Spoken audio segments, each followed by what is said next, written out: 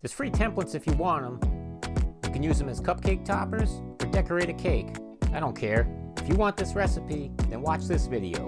Let's get started. Roll your dough out and cut out your shapes. Take 7 to 9 minutes at 375. Now it's time to decorate. Put some wax paper over the colored templates. You might want to tape it down or it's going to slide all over.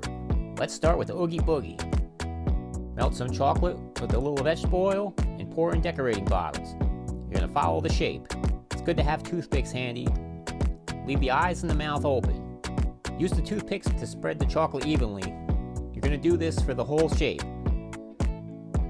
Pop it in the freezer for a couple minutes until it's solid.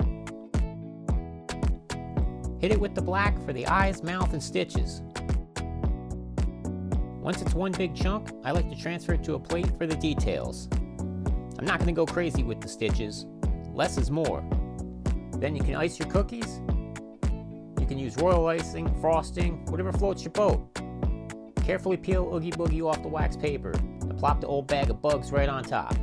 Oh, he looks disgusting. Perfect. Let's work on Sally now. I'm going to start with blue.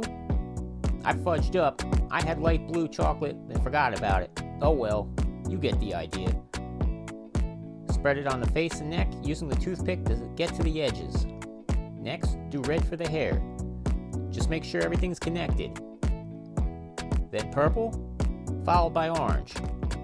Like I said, make sure the colors connect or it'll fall apart. Let's do white for her eyes. Now I'm using a bottle with a tiny tip to get small lines for the details. Do the eyes, stitches, dress, and hair.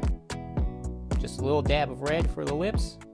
Place it on a nice cookie like Oogie Boogie. Pretty good for melting chocolate. You can figure out Jack and Zero on your own. Check out some more cookie videos right here.